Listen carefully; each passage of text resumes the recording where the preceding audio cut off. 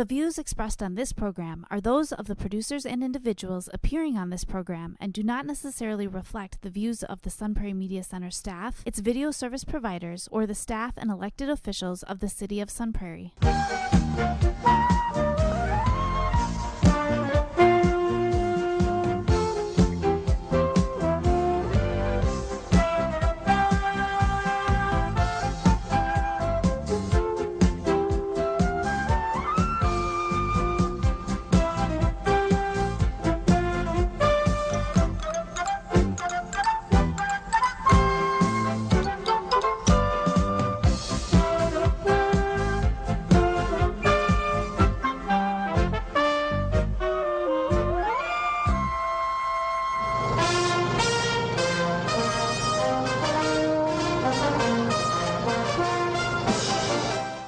Hello and welcome to Real Reviews. My name is Jameson Rabbit, and this week we are here back home in the friendly confines, and I am joined, of course, as always, by my good friend, Mr. Mike Roth. Mike.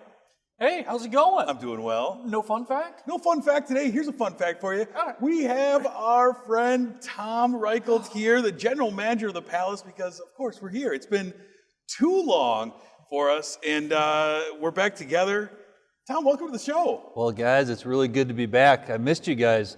I felt like you guys ditched me for a year and a half, and I know it's not your fault, but I missed you guys. It's good to be back. You grew a beard and mustache. Yeah, I did, and then I tried to emulate you guys, and then I failed miserably. I found out I couldn't do it, so, you know, that's the way it works sometimes. We all have our limitations. So it's great to be back here. Like we were talking before the show that it's been probably almost a year and a half since we were able to be in here. And it's great. And, you know, obviously there's been a lot that's gone on. And before we kind of get into talking about movies, I'm just kind of curious. So over the last year, you know, you went through a lot of turbulent times here. Marcus Theaters Corporation was really good to us to say, all right, guys, we're going to hunker down, but we're going to get through this. Yeah. And so they let us really do some different things. We partnered with Carbon 4 for pop-up, you know, little areas, and we sold popcorn just to keep people motivated. Yeah. And 3 days a week, people come and just buy popcorn and big bags, small bags, pizzas. And it was really fun to keep that going. And what are we going to do so when we come back, we're even better? And we really did some things such as, you know, reinventing our app and app ordering and planning for some, you know, certain private cinema things that we're still working out and we'll hit on later in the show. Yeah. But it was really kind of a planning. But even more importantly, we planned for the sanitation part to make sure people came back in a safe environment so people can reacclimate themselves to going to the movies again after being gone for legitimately a long time. And the 17th, I believe, we closed down. So a year ago, just about to the day, we shut down business, and then we're slowly getting back to where we need to be. So, yeah. You were one of the few people that actually opened up when they allowed 10 people in at the same time. I thought that was just amazing. You know, I saw many of you guys here. It's just, hey, 10 people right here. And boy, what an important venue we have to just have fun getting out in the mainstream again. Yeah, I mean, it is important, that, you know, because I think, thankfully, the community supported you, and you have been strong supporters in the community, and it felt like the community kind of came back and helped support you in the rough times, and that's what we need. Every single person that works here, we want to make sure we do our part to help. Whether it's, you know, volunteering somewhere or giving back, this is what we're about, and we're going to keep doing that. And whether it's a restaurant, whether it's a hotel, whether it's any type of entertainment, we've all been affected some way. Right. But how fun is it to come back and have 2 hours of escapism? That's it. In a movie theater, it's 2 hours, and you don't have to worry about a thing. You sit back, relax, and really, as I tell people today, welcome back. It's a breath of fresh air to come into the theater, literally and figuratively to come Indeed into it the is. theater, because you know it's clean too. You make people feel safe when they come back in here, and that's key, right? Yeah. I mean, literally, we have to practice what we preach, because if you don't feel safe here, you're not going to come back. Yeah. And then you tell your friends. So we have a STAR program that is make sure that you are having social distancing. Make sure that we have thoroughly clean and sanitized. We have app ordering, and then respect for everybody. That's our STAR program. So. I love it. Well, you know, since you are open, you're movies. We got some movies to talk about. I'm gonna get started with the top on the marquee with the movie that I saw called Boogie. This is from director Eddie Huang. Stars Taylor Takahashi as the titular character, Alfred Boogie Chin. And it's the story of Boogie, who's an aspiring basketball player. He's in Queens, but he stands out because he's Asian, which stands out where he's at. He has NBA dreams that are really stoked by his father. His father's a hustler who just got out of prison and is really pushing his son to make the NBA, save the family. His mother feels that he needs to focus on getting a full scholarship to a university, and she's kind of pushing that side. We also see that there's a lot of really tough family dynamics between them. It's not a happy marriage. And Eddie Boogie's birth really is the only thing that kept them together originally. He's relocated to this prep school basically to get exposure, to be seen by more people. Also to give him a chance to play against the toughest competition, specifically a player named Monk, who is played by rapper Pop Smoke. And Monk is like the legendary player in the area, so Boogie's I need to get against him so people will see how good I am. He's kind of faced with pressures everywhere. Pressure from his father, that basically if he doesn't make the NBA, he's a failure. That's a little tough. Pressures from his mom, pressures from his coaches, pressures from his teammates, and also a lot of cultural pressures, being like the one Asian basketball player, and he kind of has to prove himself to everybody. And sometimes that kind of overtakes his attitude, all these pressures. He kind of comes off as a jerk to a lot of people, especially when he starts kind of chasing after this girl, Eleanor, played by Taylor Page. He kind of he's a little unlikable because, he doesn't know how to approach her, and he's a little reluctant, lacks a little self-confidence with her, which is kind of odd. Okay. He's obsessed with this Monk character and taking him down. And it gets even more intense when he finds out that Monk is more than just his basketball rival, but also a rival with Eleanor. You know where this is going. And it's an interesting movie. Eddie Huang kind of introduces a lot of different themes as far as the cultural dynamics. He introduces, like, they're from Taiwan, and he kind of plays a little bit with the dynamics between Taiwan and China. Really interesting in the film, though, is the character of Eleanor kind of serves to bring depth to all the characters. Taylor Takahashi, who plays Boogie, he's never been in a movie before. Yeah. You can tell. Oh. You can tell. He's not, natural at this. A lot of the people, Pop Smoke, he's not an actor, and so Eleanor kind of brings depth to all the characters. And I really enjoyed her. I thought she was great. She gave nuance to the story, made a lot more things more interesting. Now, the negatives to the movie, Mike. The basketball. It's a movie about basketball. Yeah. The basketball doesn't look believable in any way. The basketball. They barely show any basketball. So like when they go to a game that they make quick cuts. You just see a guy putting a shot up and you see a ball going through a hoop, and then that's the end of the game. Yeah. That's a little rough. They also, I would have loved more depth to the ideas that were brought up in here. You're kind of limited by what your main actor is capable of doing, because he just, I don't know, it felt like they cast him and didn't give him enough to do, even though he's the title character of the film. Okay. I don't know. I feel like there's better versions of this movie. Like Above the Rim was a version of this in the 90s. Love and Basketball, a movie about basketball players, a reluctant relationship, and how basketball kind of brought them together. I think that was a better version. But it was very interesting, and especially like the dynamic of Asian basketball players. Right now you have Jeremy Lin in the NBA, who's an Asian basketball player, and facing the issues that brings with it, and the taunts and the doubts and all that.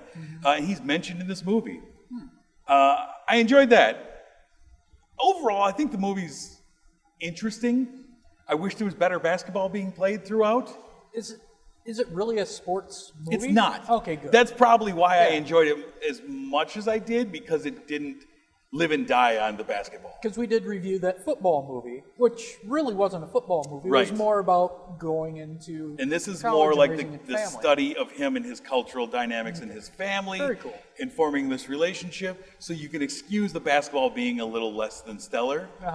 Which is why I ultimately end up giving Boogie 3 out of 5 stars. It's an enjoyable film.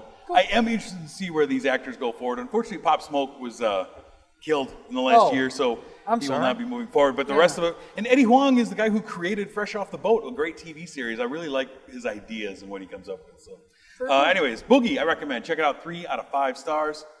Mike, the next movie we have on the marquee this week. I got a fantastic movie. We got Raya and the Last Dragon.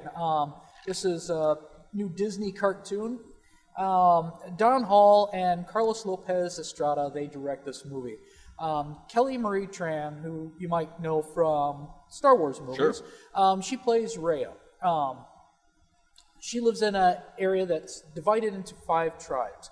500 years prior to this movie, there was this plague of these spirit creatures that came out. They petrified people and then divided.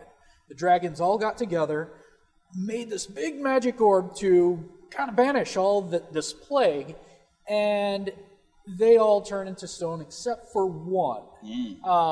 This orb becomes a thing that protects the whole land. The other tribes are like, ooh, the Heart Tribe, they seem to be doing way better than everybody else.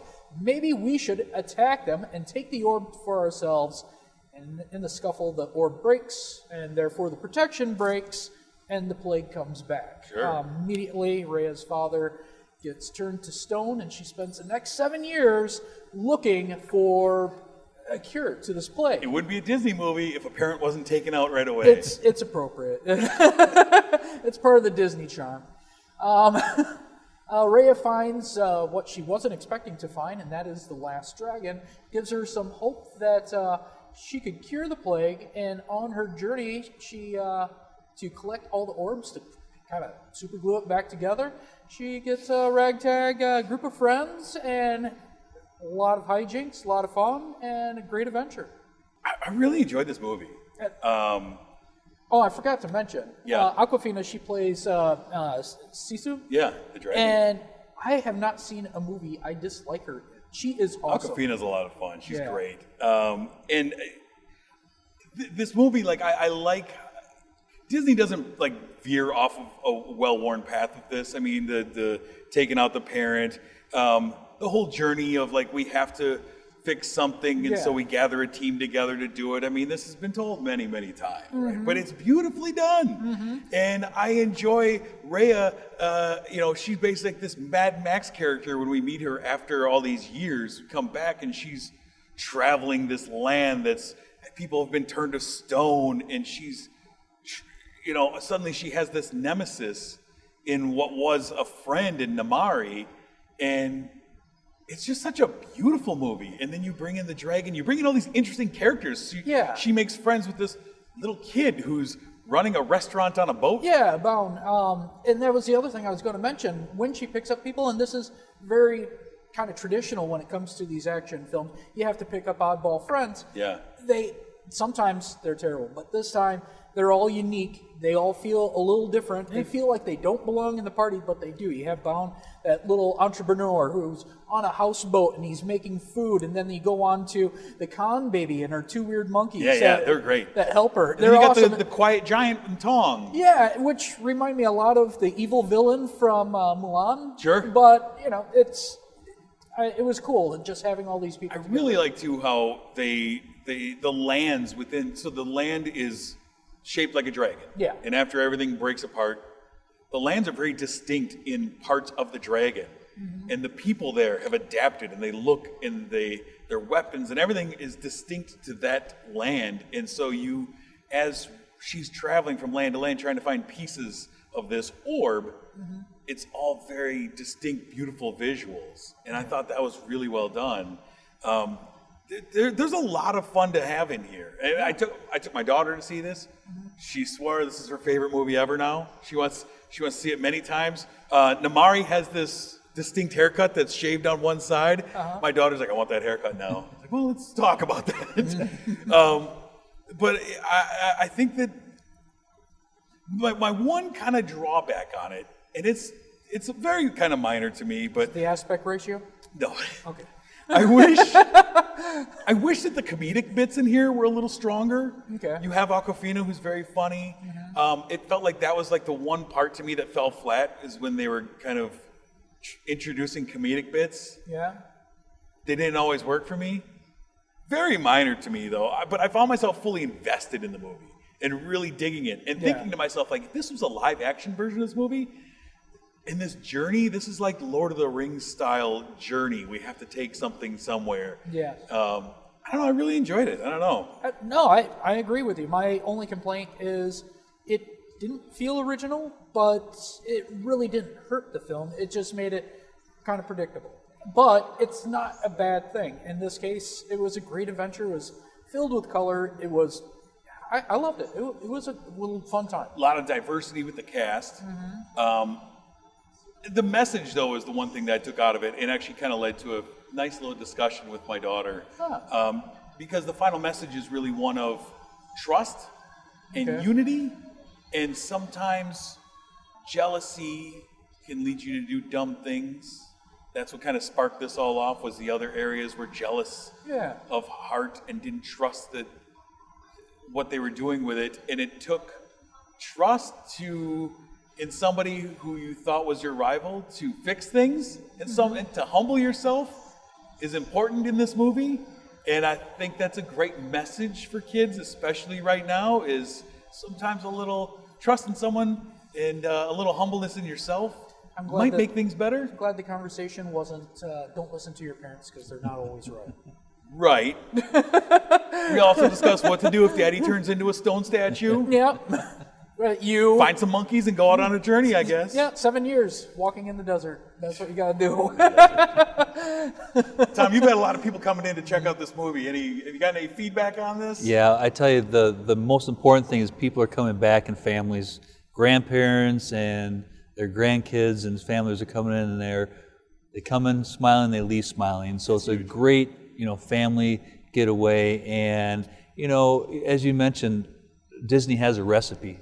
And I don't think they veered very far, but boy, what a good message right now from getting people together, getting people out. So people are really enjoying, our guests are enjoying this movie specifically, and it's been fun to see. Yeah. On top of that, some things aren't really done as well on a TV. You do need that big screen. There's a lot of movies that should have came out into the theater but streamed on, and we've been watching them throughout the year. Yeah. And things like Wonder Woman and stuff. It's not meant to be seen on something like this. It should be large and it should be done with other people. Yeah. Even if it's something bad, at least you have other people to be booing with. It should be a group activity. Mike, before the show, Tom and I were kind of chatting about that and just memories of films and remembering where you were in the experience, and good, bad, or otherwise. Yeah. Experience you remember. I remember some terrible movies I saw, but I'm sitting in the theater, walking out and talking about, like, that just did not work. Wonder Woman being one of them.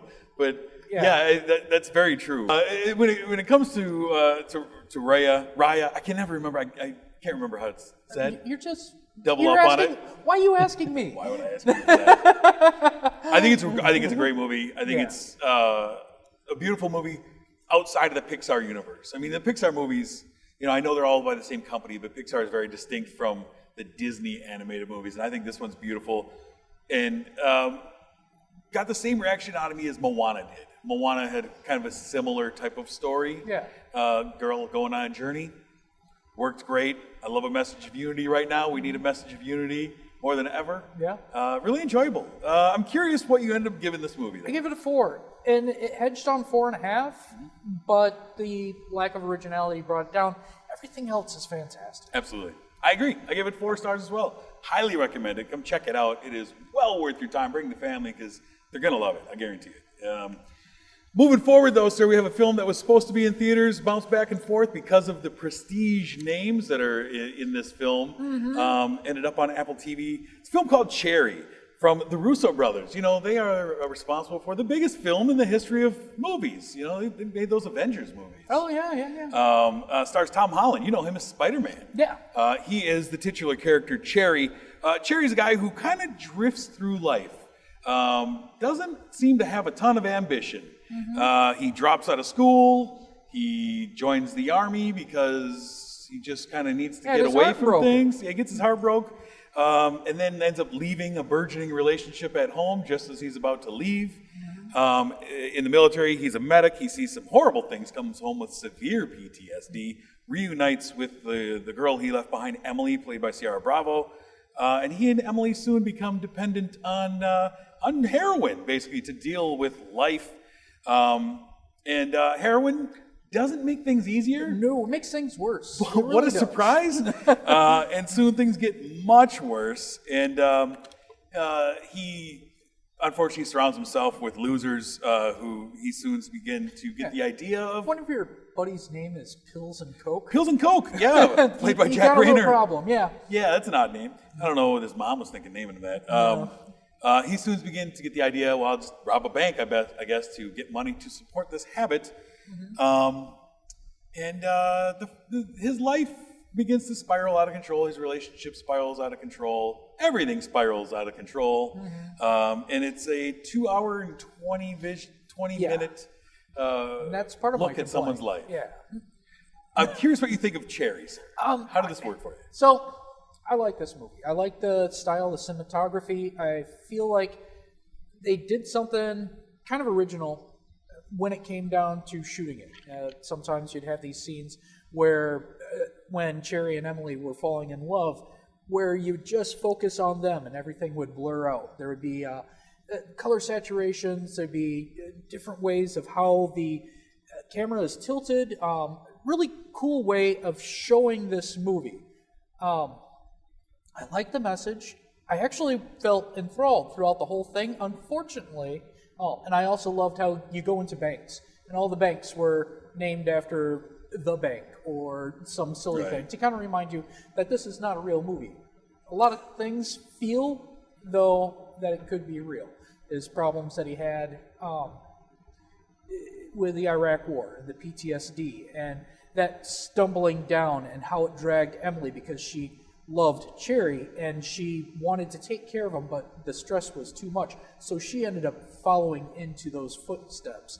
And it felt really real. Unfortunately, it's 2.5 hours, and I don't want to feel that depressed anymore, especially for 2.5 hours. But that runtime was absurd. I found myself pausing this movie multiple points. Like, we got to be close. No, there's an hour 40 left. Yeah. And it felt like the Russos, to me, were padding this movie out. There was a lot of moments in here that it felt like they were trying to channel their inner Terrence Malick and like, well, we got to make this look super arty. Yeah. So if we put a bunch of orchestral strings underneath some slow motion shots of someone walking down the street, we can get 6 extra minutes out of 30 seconds of runtime and make it look super arty in that way. But it didn't work for me, and it felt like the Russos, who are fine directors, were out of their depth in what they were doing with this movie. Because I am kind of on the opposite end of this movie as you. Yeah. I thought that Tom Holland was great in this. I thought he did a great job. I think everyone else in this film had nothing really to do. I felt like their relationship was grotesque from the beginning, and I just didn't care about he and Emily. Yeah. And none of his friends felt like real people. I didn't care about them. I didn't care whether they lived or died, if they got their pills and Coke or not. I would agree with you that all of Cherry's friends and stuff didn't feel real, and Emily felt like a horrible person in the beginning, but I felt Cherry's pain, and that might be on Tom Holland's ability to act, or it could have been I thought he was fine in this, but much like the movie we talked about last year, Double All the Time, where I thought he was great in a movie that wasn't as great. I think that he was better than the material, but I felt the limitations of the Russos, who really haven't branched out outside of superhero movies. Now, those superhero movies are great. I love them. I'll continue to turn out for them. But it felt like they were just looking for beauty shots. But it felt like the movie, to me, at 2 hours and 20-some minutes, was an empty vessel of a storytelling. And I was really frustrated with it because to me, it felt like the Russos and Tom Holland in this movie, trying to make it as grotesque of a character study as they were trying. Felt like when you see like those Disney stars, Miley Cyrus, anyone you want, who decide, I'm going to show the world that I'm not a Disney star anymore, so I'm going to do something outlandish to prove to the world that that's not who I am. And it felt like that this is what this movie was to me. Yeah. And I just didn't connect with anybody in the film. Do you think if this was to be released in the theater and didn't have a shot to be streaming first, they wouldn't be allowed to have that 2.5 hour? Because I feel that way with a lot of movies. But the thing is that the names associated with this movie have the prestige. They can do what they want. The Russo brothers have done just fine making movies. So they've earned the right for that. And that's fine. And I think there's a lot of great, as you said at the beginning, there's a lot of great technical aspects of this movie, but I thought it was style over substance the whole way, and I don't know. I feel like connect. If it goes to a theater, you have to do more to earn the right to have those extremely long times. And this whole year, it's rare to see a movie under 2 hours. I'm telling you, that's the way it's built up. And it's not, I mean, I get it. It's your inspiration. No one likes to be told, this is a little too much, you got to cut down, because what are you going to cut out? That's what I hear from every director. You can't cut something they feel is perfect, but what happens if it's not? And your audience has to suffer. Well, I'm going to have to see a 4-hour Justice League real soon. Brother. I'm not looking forward to this. No one That is. would not be allowed. No one is. I'm curious, though, what you end up giving Cherry. I give it a 4. I really did like the message. I thought the artistic direction was pretty cool. I just don't like that long runtime. And all of Cherry's friends didn't feel too real. Yeah, I just did not like this movie. I gave it 1.5 stars. I do not recommend Cherry. It's a waste of your time. Find something better to do. It's just not a good movie, man. I disagree. Anyways, having said all that, got our friend sitting over here, Tom. What do we have to offer here to folks that are coming into the doors now? You're expanding how many people are allowed in theaters. What do we have to look forward to? Right. So, really now it's a time for us to gain momentum. We've created MPC, Marcus Private Cinemas, so you can come in, you can buy a theater for 20 people that you feel comfortable with, and you will have a theater of your own.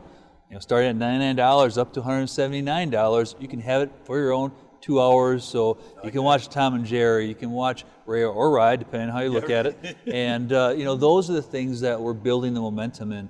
And even more fun as we build it, the movies coming out are just crazy. I just wrote a list. Nobody comes out in a week from now. Godzilla versus Kong, Unholy. But then Mortal Kombat, the R-rated version, which I think finally, right? Yeah, it's going to be kind of interesting. But then Black Widow at this time is still holding. Peter Rabbit, Fast and Furious 9. It's just tremendous movies coming into these time slots. Ryan Reynolds movie that was New Guy. Yeah, I want to see that so New bad. Guy, what's it? New Guy coming out, or Free Guy on the 21st at this time. So that was supposed to be coming out this December, and that's what we talked about. Was all those movies were shot in 2018, 2019. Supposed to come out. We're finally going to start getting that bounty, and you're able to come in and see them here. Right, and the nice thing is you can come in from a nice place that is going to be socially distanced, and you can feel comfortable doing it here. And I think that's important. You got to build the momentum, and with the consumers out there, we got to make sure we build that confidence back, so the consumers feel comfortable coming back to the movies, and everybody coming in the doors is welcome back. Yeah. And we say it with a grin from ear to ear and a smile, because it's really about, as we mentioned earlier, escapism, community. That's what we're all about, and it's fun to see people come back together in a safe manner again. Absolutely. Yeah, we highly recommend. It's all the precautions that are put in place. Feel safe. Come in. Tom and his team are here waiting for you, and got some great movies to check out. It's going to be a fun ride this next year. Let me tell you. Absolutely. Let's quickly take a look ahead. As Tom was saying, the movie's coming out. We're looking at the weekend of March 26th, Mike. We have Nobody. Nice. I'm really excited. Bob Odenkirk in a John Wick-style movie. And we also have then a couple days later, March 31st, we have Godzilla versus Kong, a movie that I'm so excited for. It's right over my shoulder. Yeah, it's right there. I can't wait for it. Those are going to be the films that are coming out that weekend. Of course, before we wrap up, though, we do want to thank our sponsor, our friend, Marcus Theaters, the Palace, Tom, the team, everyone. Thank you for always supporting us and doing great things with us. Well, it's right back at you guys. Without your support, we wouldn't be here today.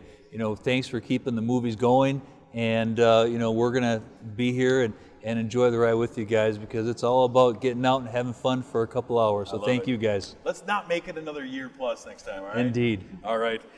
Next week, sir, we're going to be talking about The Courier. We're going to be talking about that aforementioned Justice League, if you can make it through that.